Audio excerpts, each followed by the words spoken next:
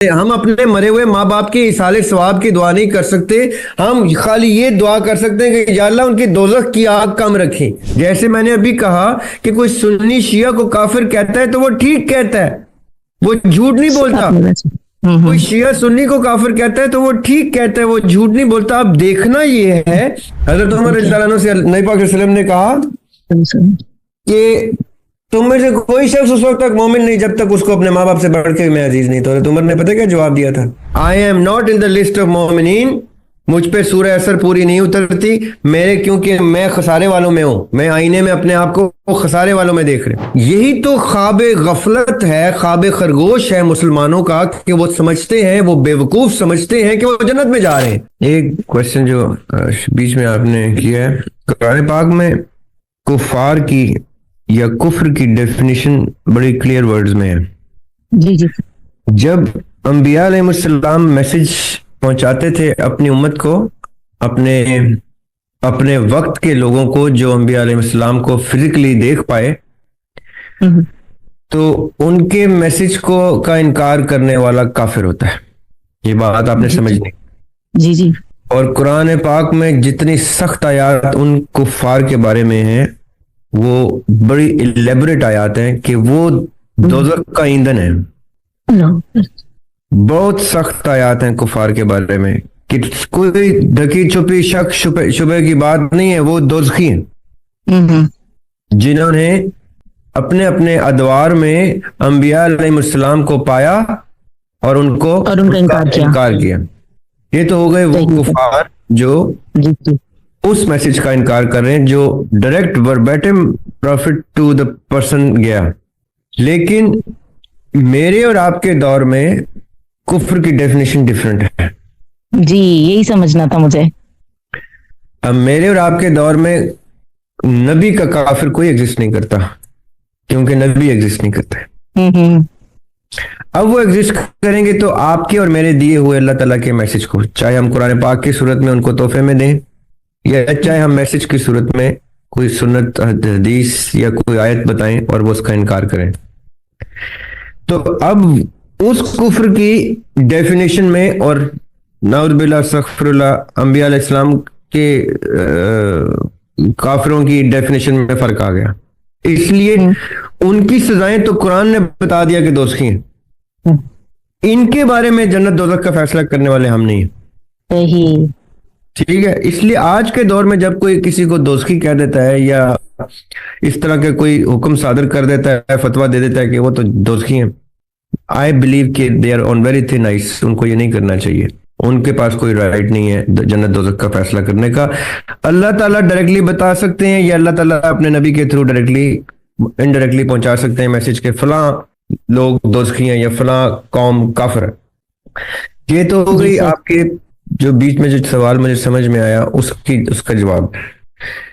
जहां तक आपने बाकी गुफ्तगू की है, और ये बात भी दुरुस्त है कि अल्लाह ताला ने खुशखबरी उनको सुनाई है कुरान में भी जो सालिहीन है, जो इत्तबाए नबी में या नबी की इत्तबा में या रब की इत्तबा में अपनी जिंदगी को ढाल देते हैं।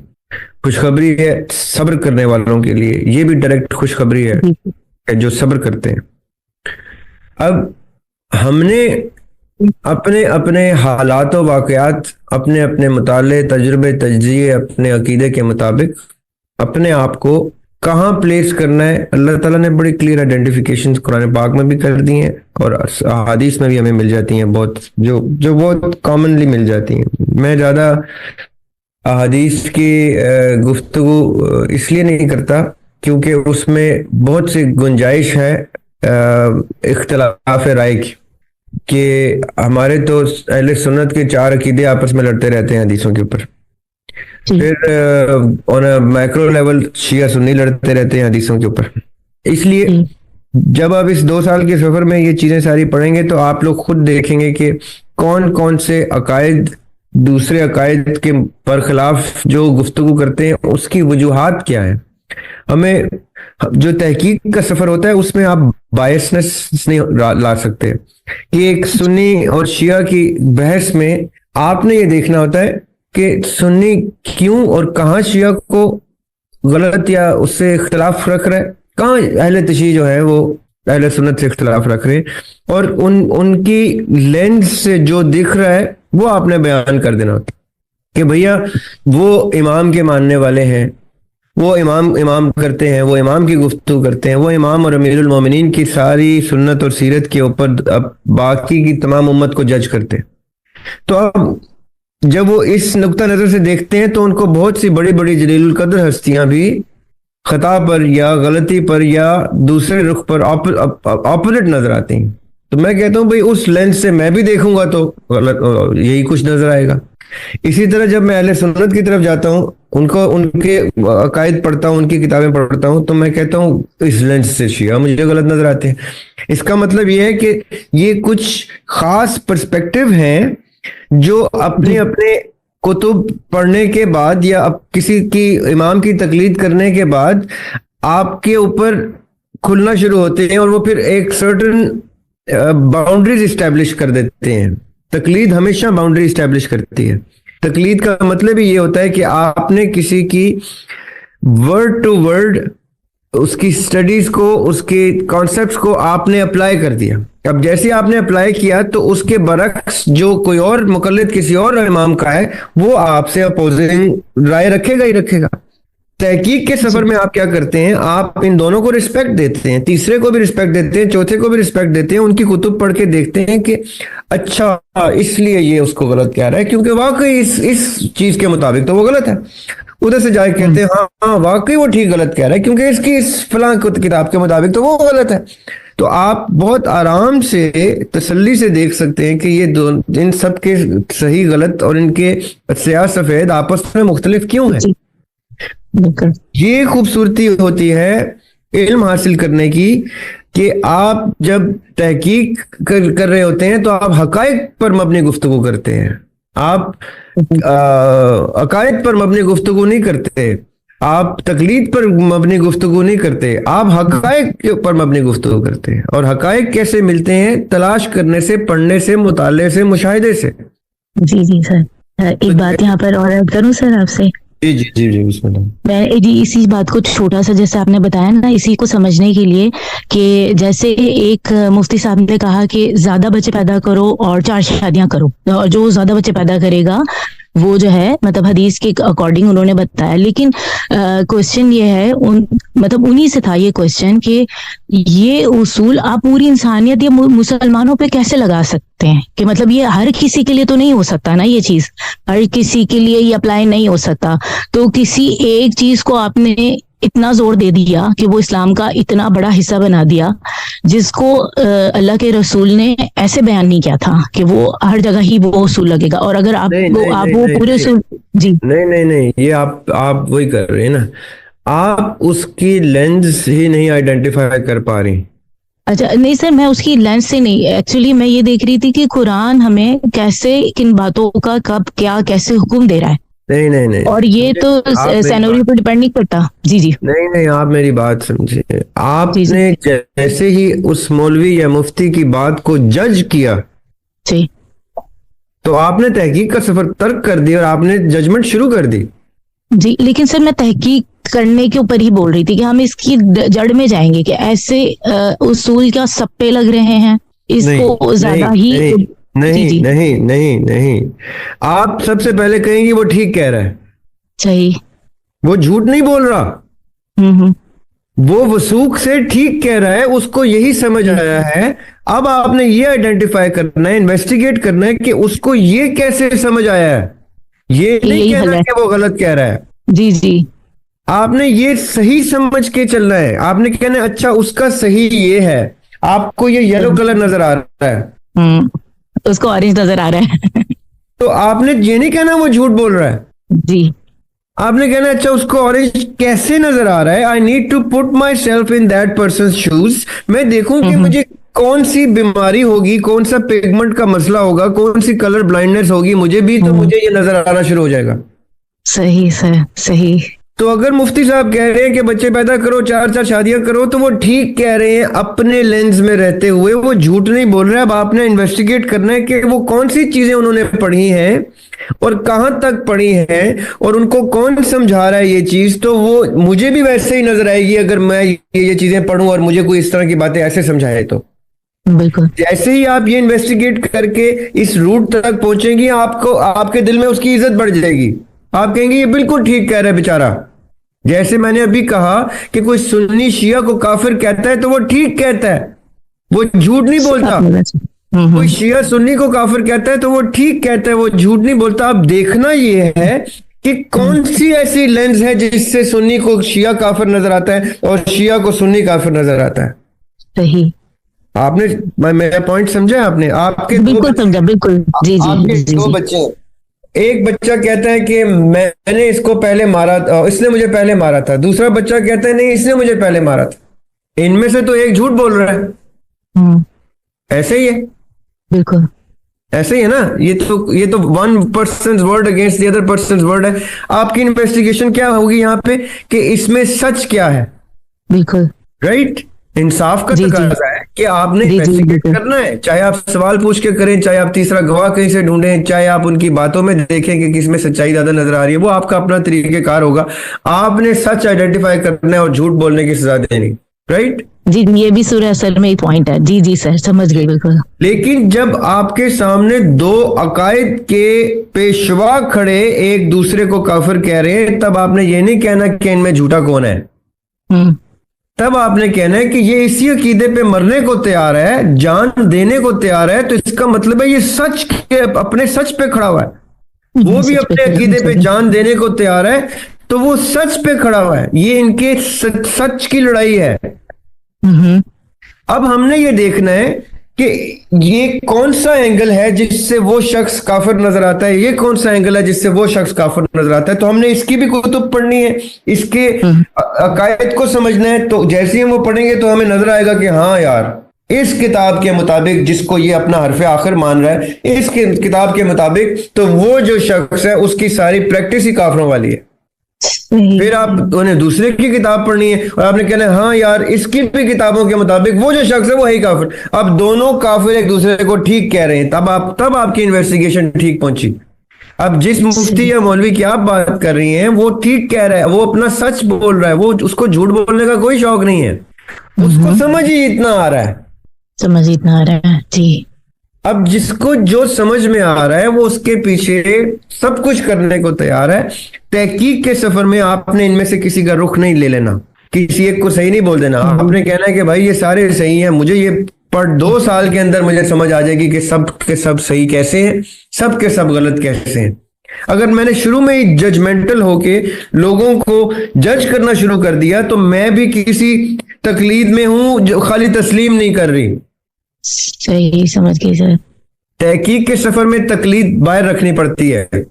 आप गैर मुकल्लिद होके तहकीक कर सकते हैं, आप मुकल्लिद होके तहकीक नहीं कर सकते।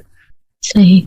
अगर आप मुकल्लिद होके तहकीक करेंगे तो आप बायस्ड रहेंगे। आप अपनी उस जिसकी आप तकलीद करें उसको सुपीरियर समझ के किसी की किताब पढ़ेंगे। आप कहेंगे यार ये तो सारी किताब ही खराब है, इसकी मेरा पेशवा ठीक है, ये नहीं कह सकते आप।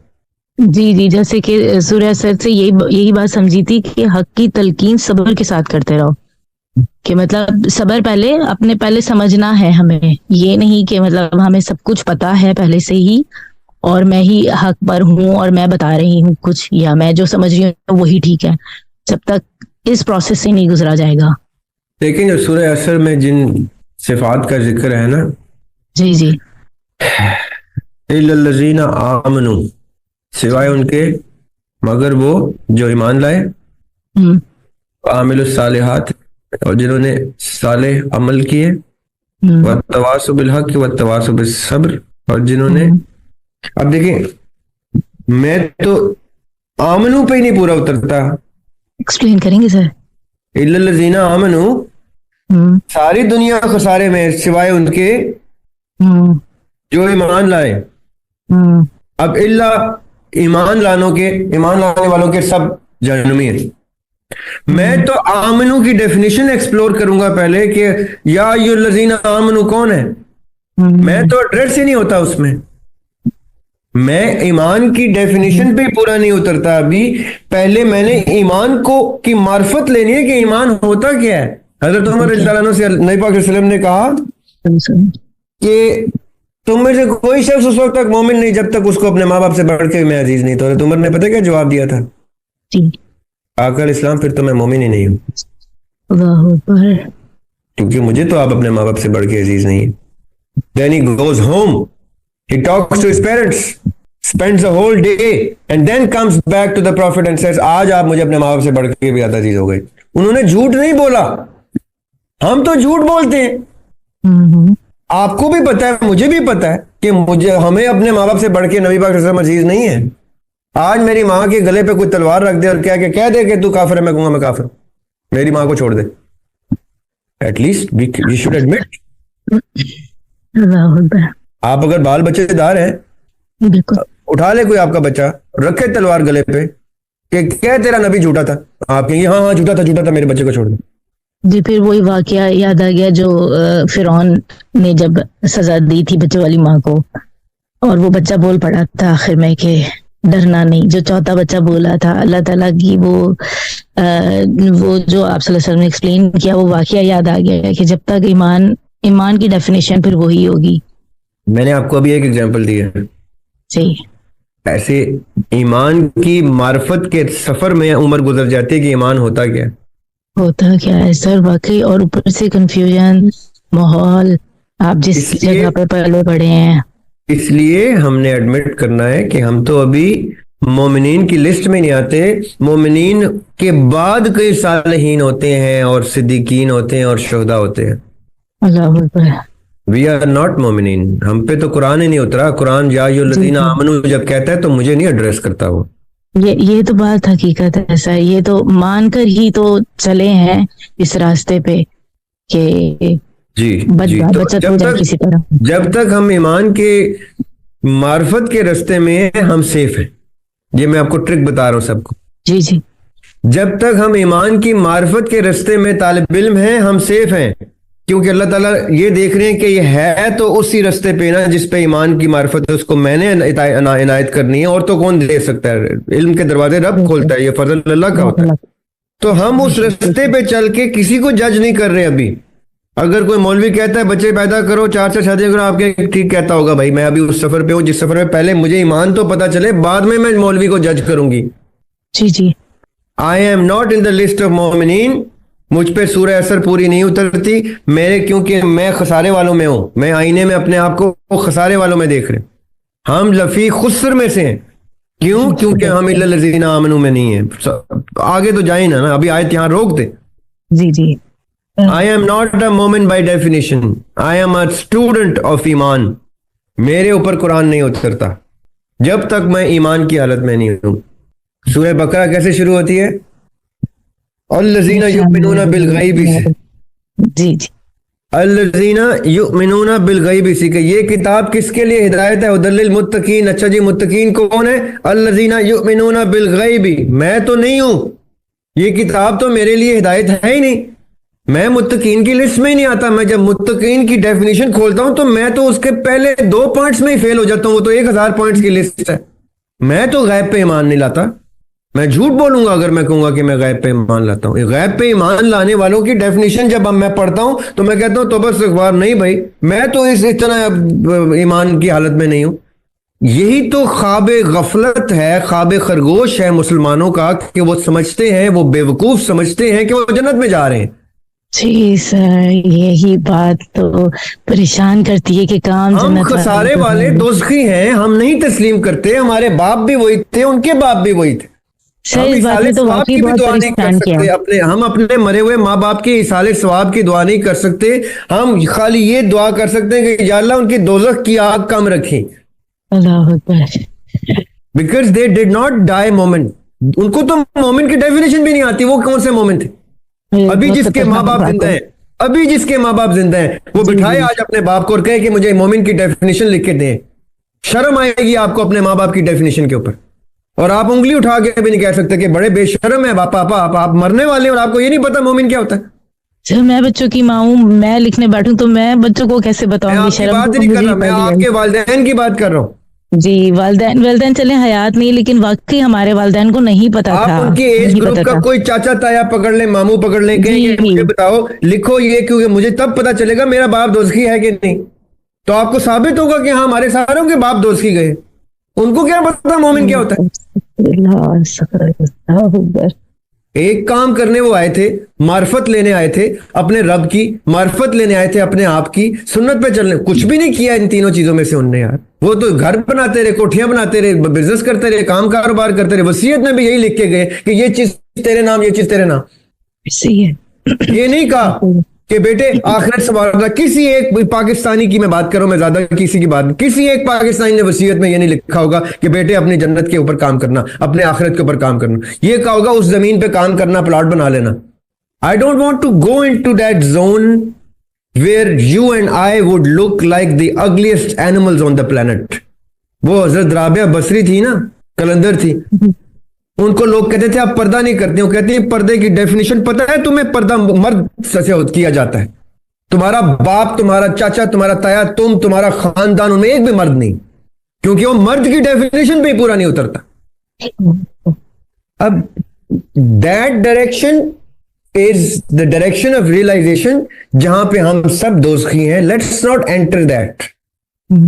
मैं ये क्यों मीठी मीठी होम्योपैथिक गोलियां आपको देता रहता हूं सबको, कि कहीं आप लोग ख्वाब में डर के हार्ट अटैक से, ब्रेन हेमरेज से ना मर जाएं, कि आहिस्ता आहिस्ता उस सफर पे खाली चल पड़े जिस सफर पे मार्फत मिल जाएगी। जी आप एटलीस्ट एज तालिब इल्म उठाए जाएंगे कि इल्म के रास्ते पे मरे थे, या अल्लाह इसलिए बख्श दें। इल्म हासिल करने चले थे, बुढ़े हो गए, मैं आधी सदी गुजार दी, मैंने इल्म के रास्ते पे तालिब इल्म हूं मैं, मुझे एज तालिब इल्म उठा लें। We are at no position at any time to judge anyone but ourselves, the person in the mirror. And I tell you, when we judge ourselves, we will put ourselves into hell. अगर हम सच्चाई से जज करें अपने आप को, तो हम अपने आप को दोज़खी ही कहेंगे। खसारे वालों में से, सूरह असर के खसारे वालों में डालेंगे हम अपने आप, अगर हम सच्चे हैं। अगर झूठ अपने आप से भी बोलते हैं हमने, तो फिर अलग बात है। हम अपने आप को फिर जन्नतुल फिरदौस के हाईएस्ट डिग्री पे रखे हैं।